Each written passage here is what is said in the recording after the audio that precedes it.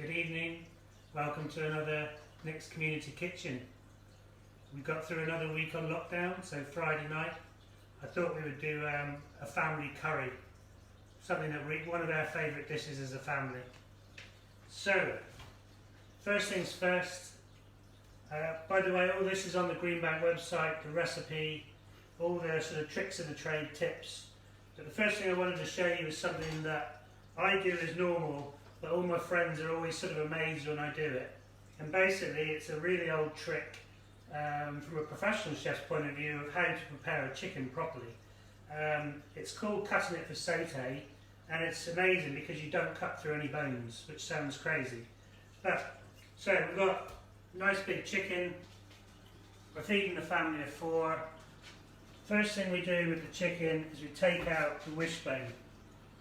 Now you can use a big knife, small knife, but basically the wishbone, you'll see it, just pop your knife just in the back of the chicken and you'll see the wishbone just popping out. Just be careful, just go gently, place your knife away from you, pop your fingers inside and pop the wishbone out.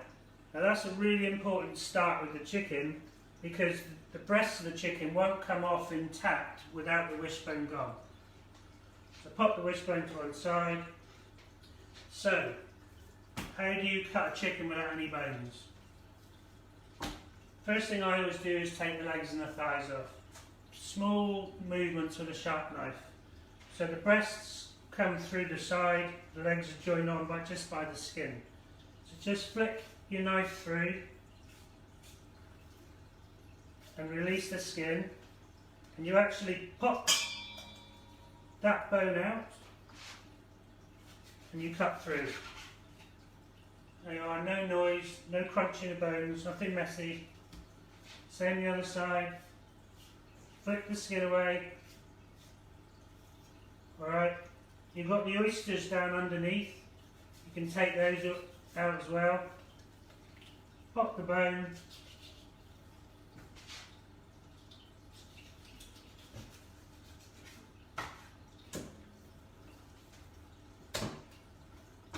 that's the legs and the thighs gone. The winglets, again, every bone is like a ball and shoulder socket. So where it joins, just very gently, you'll feel it get, and it'll pop straight through. Same again, straight through. Now, if you wanted to take, I'll do this in 2 ways. If you wanted to prep this for an evening meal, you wanted to take the chicken breast off, and this is probably the cheapest way of buying chicken breasts, is you'll see the natural skin line coming down through the chicken, cut straight down through the middle. The knife will naturally fall to one side or the other of the top bone. Don't force it, let it go, nice and gentle. And again, a bit like fish filleting, just with the tip of the knife, take it away, use the carcass of the chicken almost like a chopping board, and yet again there's a little knuckle in there, trust it, which joins to the wingtip. You can go straight through there. You just find it, there you go. That's a big plump chicken breast. Same the other side. Try to get all the chicken off.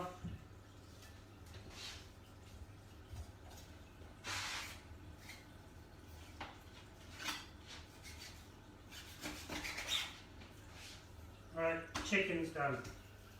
So, for what we're going to do today, tandoori chicken. So I'm going to cut this into pieces. I'm going to leave some bits on the bone.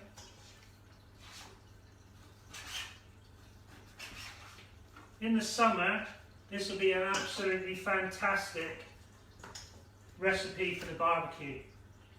Chicken thighs, same again. There's a natural white piece of skin there. That is a guideline. Don't ask me why it's there, but it's fantastic. Same there, look, white piece of skin.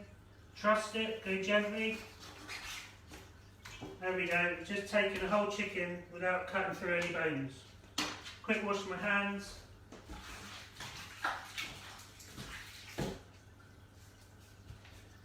If you think about that chicken, it was a large chicken, so I think it was about 4 or 5 pounds. But that chicken could easily feed a family of 5. Now, tandoori chicken. I think life's too short sometimes to be doing fancy spice mixes. I love this one. It is just a pre-made tandoori spice. I'm going to put roughly half of that jar in there. I've got the end of my wife's yogurt, breakfast yogurt. That's going in there.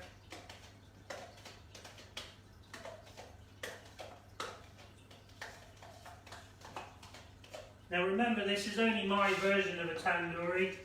It might not be perfect, but it's very tasty. It's not spicy either, so the children love it. Really roughly chopped onion. And I'm going to chop a lime. I'm using the same knife because it's going in the same dish. And I'm squeezing that one in there. Putting it all through there. Getting my hands in, and there, look, you've got that beautiful tandoori spice. Now I wanted to show you the chicken prep today, but normally I would have done this yesterday, so all the spices are really intense and marinated into the chicken. If you've got the Ziploc bags, the plastic bags, they're perfect in those bags. So, there you are, look. Tandoori chicken. I'm going to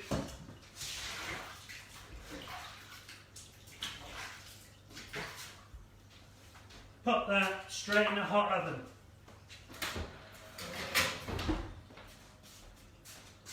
Okay, so raw chicken, we want to get rid of that.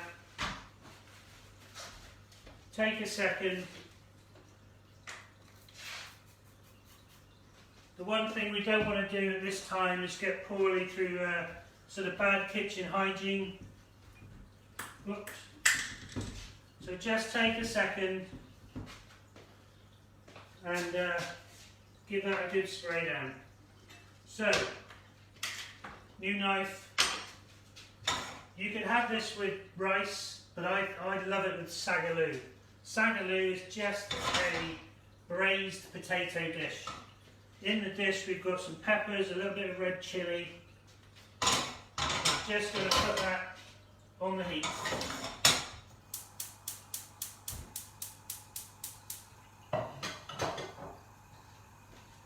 We've got 3 large potatoes. I did these earlier just to keep time. And I've just put them in some cold water.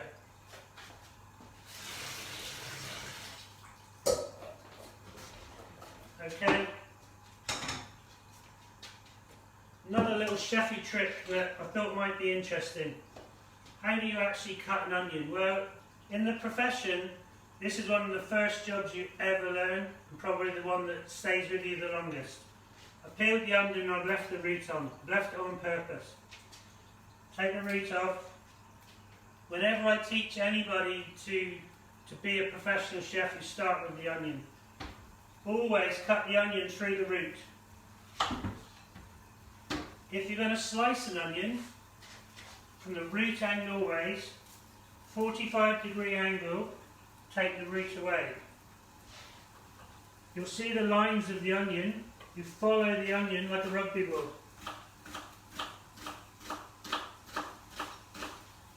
They fall to pieces because the root's gone.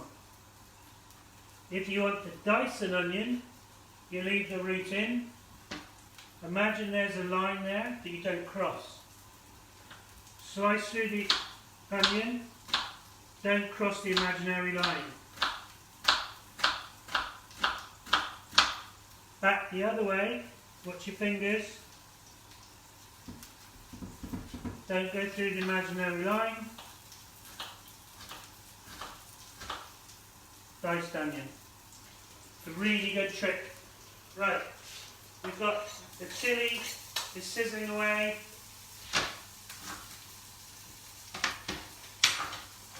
In with the potatoes.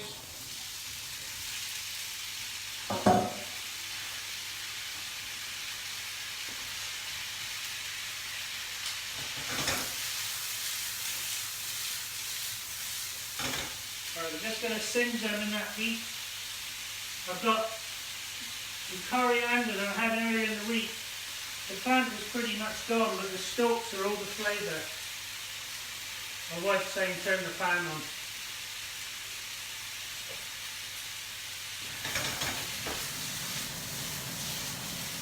There we go.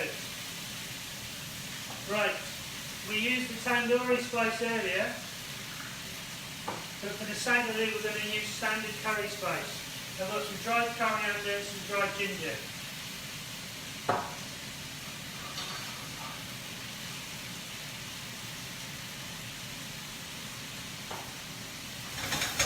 I've got standard curry powder.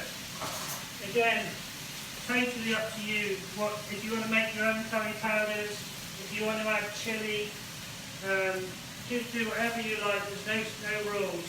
My children love curry, but they're not keen on too hot. So I'm using a medium curry powder.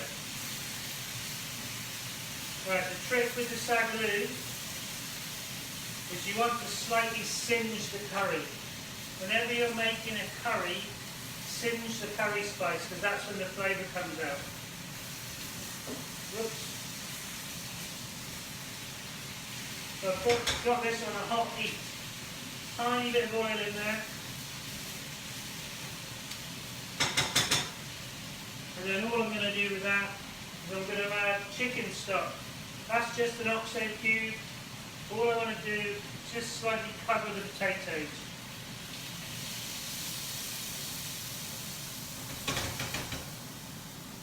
I wish you could smell it in here, it's absolutely amazing. All I need now is a beer. Right. So, I'm going to turn that down.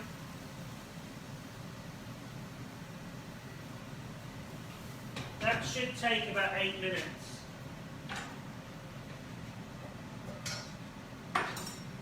Right. To finish the sagaloo, something that we've always got in our house, it's a fantastic way of us getting green veg into the children.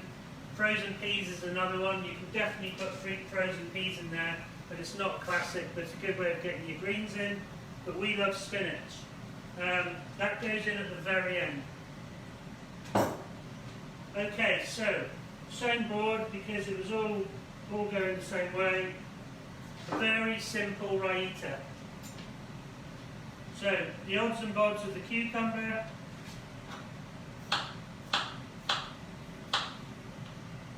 Right, just cut them into a simple fan, and then I'm just going to slice them through that.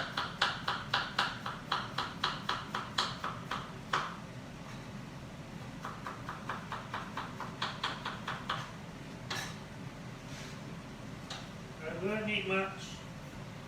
I'm going to use a bit of this onion. I'm going to cut it quite a lot finer. Remember the claw? Claw's really important.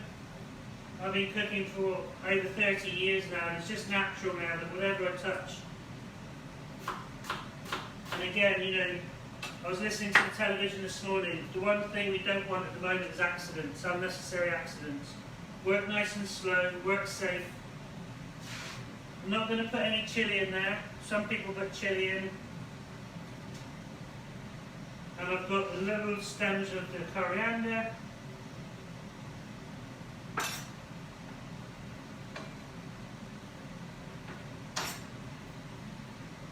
Now classically, raita has natural yogurt or creme fraiche.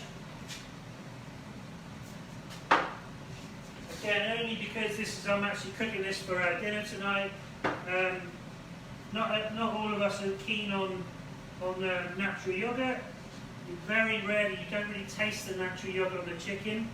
It creates a marinade, but you don't really taste the yogurt. So all I'm going to do is a very simple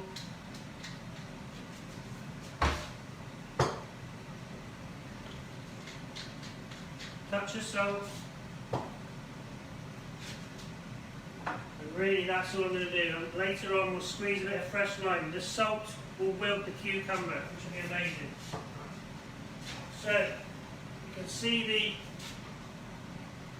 the sagaloo coming down.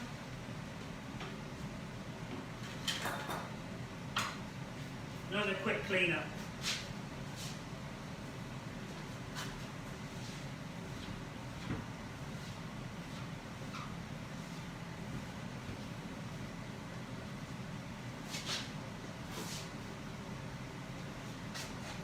So you know, all the recipes are now on the Greenbank website, videos. So as I put extra breakfast recipes on there, all bits and pieces, just to have some fun over the coming days. Right, let's have a quick look in the oven.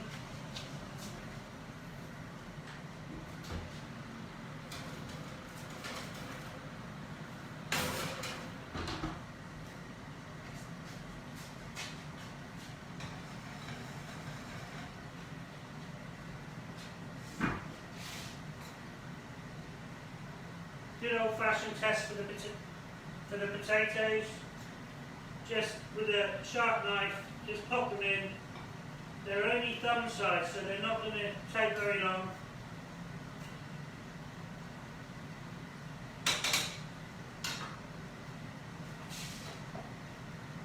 So later on, with the tandoori, we'll cook the potatoes down. I'll show you the potatoes as they are. I'll put a video on later on of the cooked product. But there's the sagaloo.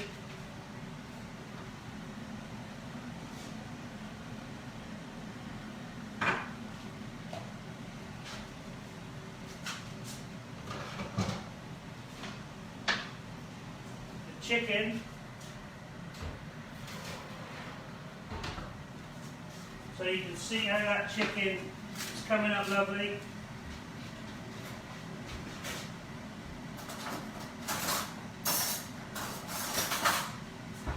Now I want to turn the oven down on the chicken now.